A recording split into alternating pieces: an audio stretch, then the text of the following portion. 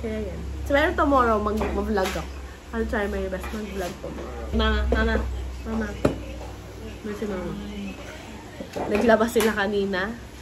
Sabihin ko lang sa inyo, naglabas sila kanina kasama si Tito Ryan. Nagtiklop, naligo kami, nakapaglinis pa yun si Mama na shower. Kasi tomorrow, sa Tuesday, ikakabit. Yung ano bang tawag doon? Divider, sliding. Yung sa CR, kakabitan siya ng sliding door. Divider, ineme. Kasi dapat lalagyan na lang siya ng sementong konti para may hati. Tapos lalagyan lang sana ng shower curtain. Pero kita si Papa sa marketplace na lalagay siya shower. So meron ditong nagagawa sa amin. Kaya yun na lang pinagawa nila Mama para less gawa. Tapos sila na rin lahat. Yung barbecue na yung presyo ng barbecue ngayon dito sa Pilipinas is 14 pieces na barbecue. O bakit times 15 yung 14 pieces mo? Yung 14 pieces na barbecue, bakit times 15 nakasulat? Hindi, 15 na. 15. O ba't 14 yung... 14 times 15 15. pesos. Ay, mali. So, ang barbecue ngayon, doon sa binibila namin ang barbecue is 15 pesos isa. Ang dugo, 6 pesos. Ang isaw, 6 pesos. Tenga, 20 pesos. 20 pesos yung tenga. Pwede ako kumakain nun. So, ito yun guys.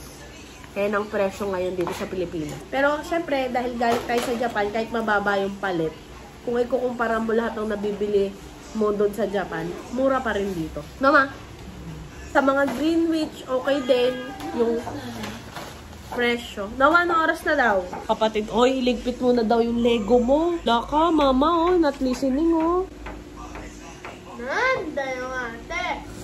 Ligpitin mo na daw. Ligpitin mo na yan para makaligpit na tayo. Bakit ba? Napagod na ako Lo!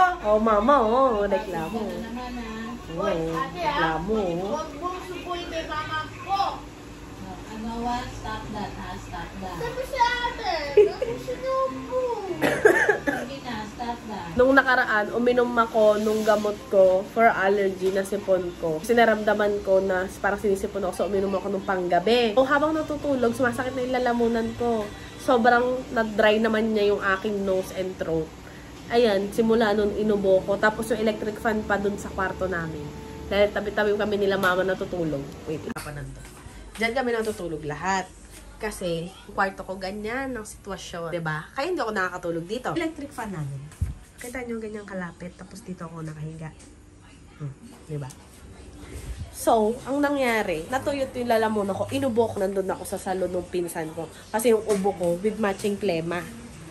Hiyang-hiya pa ako kasi syempre alam mo na may COVID. Tapos may ibang customers, tapos nahiya din ako dun sa pinsan ko, tsaka sa kasama niya dun sa salon. Literal na tumatahol ako guys. And hiyang-hiya ako. Tapos, mga 1.5 hours pa ako dun. Kasi kinukulayan pa yung buhok ko. Dun lumala. Kasi nagkaroon pa ako ng sipon. Tapos at the same time, pinipigil ko pa yung ubo ko. So nga, ay nako, hirap na hirap ako. So, nagpabili ako kay Mama Ann ng gamot. Yung binili ni Mama Ann na gamot para sa akin. Kasi ano na daw to, paras na daw to sa ubo, sipon, at sakit ng ulo kasi may paracetamol na siya. Tapos guys, yung collagen ko pala, ito lang muna iniinom ko sa ngayon. And then itong Chocola BB, twice a day pa din. Yung ano kasi guys, yung vitamin C, may sinabi si doktora kasi naka-indicate doon na may iniinom akong vitamin C. And sabi niya, ano daw bang klase yung vitamin C na iniinom ko? Kasi daw dapat sodium, hindi ko mabasa.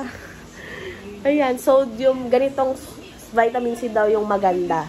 Kasi dalawang klase daw yan. And yung isang klase nakakapag-acidic daw yon. So, dahil hindi ko alam kung anong klase vitamin C yung DHC, tinigil ko na lang muna. And feeling ko parang nakatulong siya. Kasi simula nung... Kasi yung dumi-dumi na ng house natin, hindi pa tayo makalinis. 10 days lang. So, simula nung dumating kami sa Pilipinas, 10 days na kami dito. 10 days na rin ako hindi nainom ng vitamin C. Tapos nakapag-collagen lang ako siguro mga 3 days ago. Kasi nasa maleta pang. Feeling ko nakatulong din na hindi ako umiinom niyan. Pero kasi sabi nila, maganda daw yung collagen na sinasamahan ng vitamin C. Pero tingin tayo ng ano. Tingnan ko nga muna. I-send ko to sa best friend ko kung anong basa. O, magligpit ka ngayon. O, yan na yung sinasabi mong The Voice. Guys, oo, yung si Papa Jesus nandun sa loob nung fancy banga. Kasi guys, hindi pa mahanapan ng pupwestohan. Pero nakaayos naman siya dyan. Kaya, ano. So, ito yung aking vanity dito sa Pilipinas. Guys, nung una, diba, bumili ako ng 3 shade ng LTD netong matte lipstick na to. Tapos bumalik ako doon kasi nagpicture ako ng mga baka mga gusto nang ipabili nila ate. So, syempre nagpicture ako. Nahiya naman ako na hindi ako bumili, 'di ba? So, bumili ako nitong bagong shade. Ay, itong mga shade na to. Sweet Strawberry, Fresh Rose, Pumpkin Spice, Dainty Pink, hindi mag-focus, Dali Nude. Na-try ko na to before, guys. Nasa iba pa yung packaging niya. Mas maganda yung formula ngayon. Kasi mas nag-i-stay siya sa lip. Tapos kasabay nitong dalawang to, bumili ako nitong Blight. Blight ba yung basa dyan? So, Stellar Stain Lips lang siya. 165 pesos. Di ko pa na-try.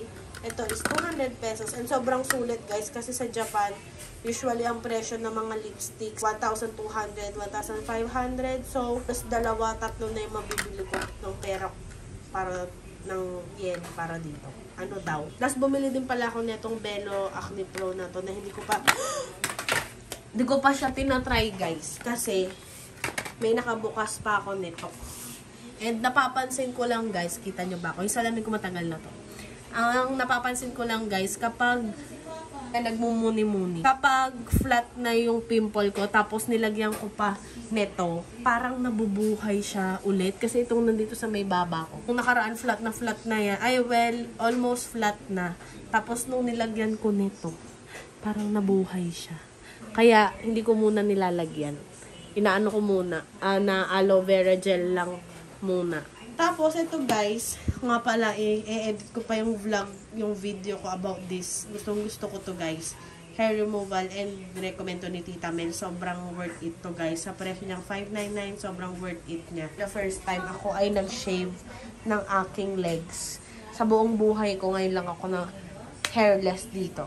And kanina nag-laser din pala ako guys. Hindi ko na nga lang napakita kasi nag-charge yung phone ko. Tapos alam niyo na, ano ba tawag dyan? OG basahan. OG or makalumang basahan. Pero sobrang ano niya. No. Isip ka na daw. Isip ka na daw. What? Ano? Sinisipon ka na? Oh, yan. Kasi kinakalat mo yung mga laruan mo, pasasara mo pa ba yan? Bakit hindi naman sasara? Ito. Maglilinis kasi dyan. Tapos ito pa yung mga kung anik-anik namin. In-organize ko yan nung nakaraan, diba? Tapos ayan, hindi pa yung masyadong ano. Pero kahit pa paano, at least nagagalawan na namin.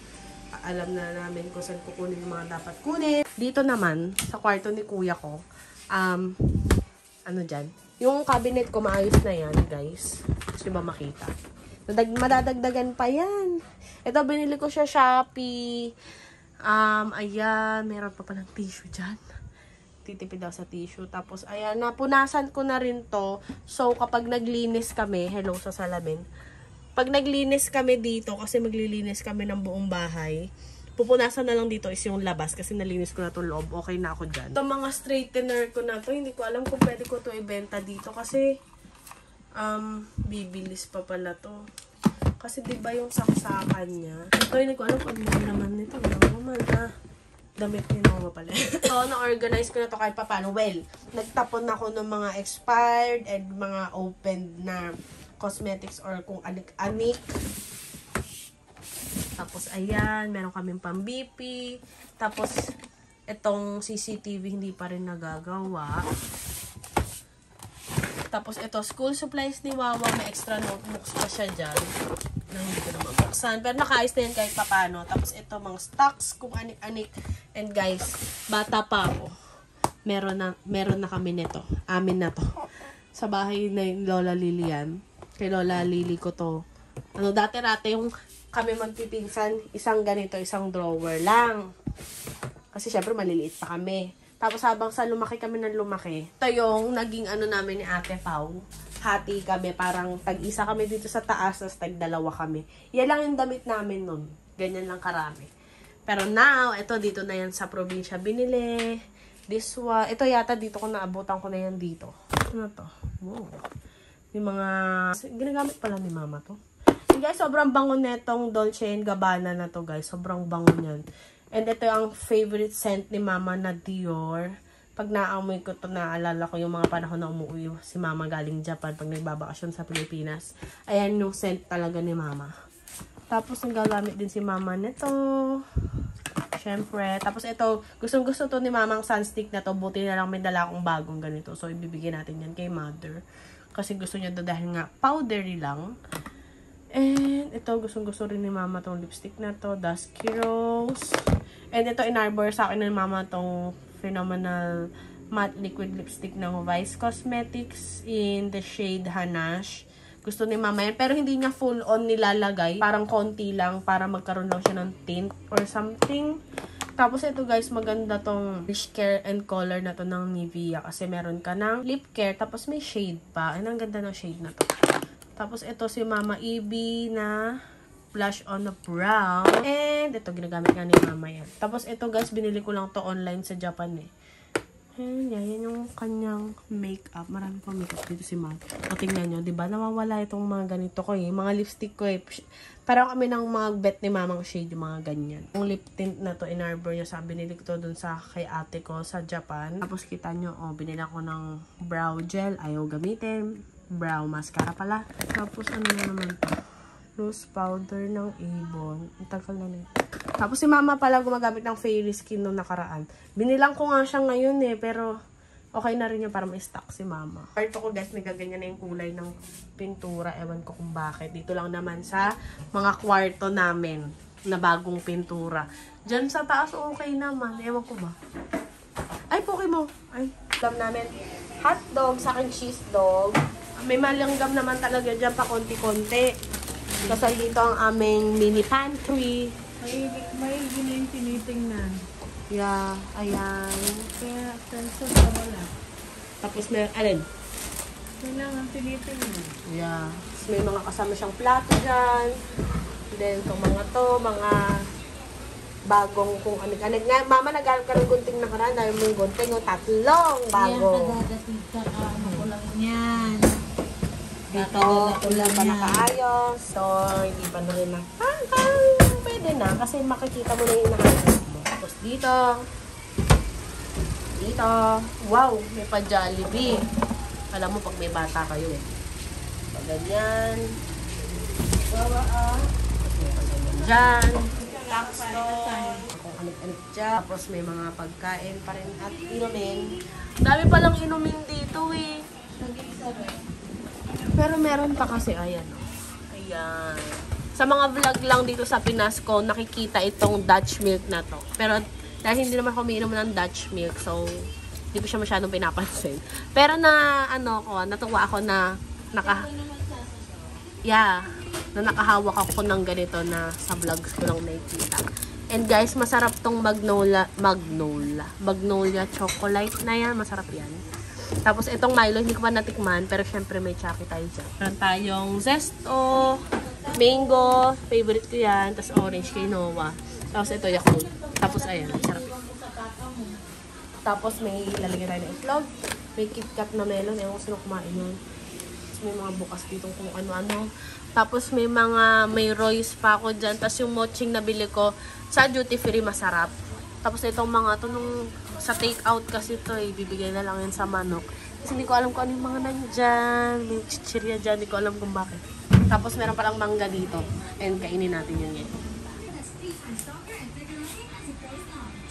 Oy, cheese dog yan lahat? Oo. Apat sa akin. Ikaw, sa'yo, apat. Kala ko na Kahati tayo. Kala ko na kain yung cheese dog ko eh. Yeah. Muna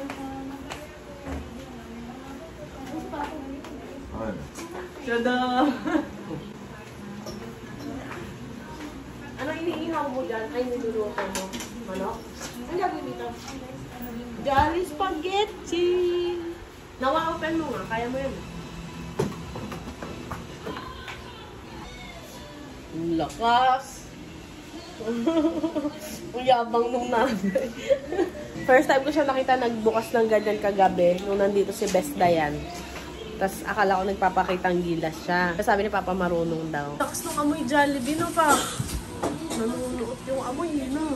Something talaga sa Jollibee. No. No? Kaya may gagat ka, oh. Asan?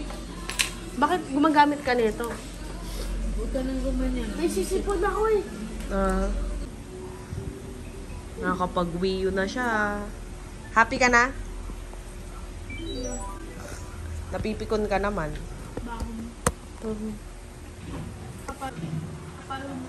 Oh, grabe ka. Kulang kayo ng trip nila paggabi. Diyan sila nagchichismisan. Oh, diba? Patingin pa dito. Patingin ka dito pa. Oh, hindi ka makita.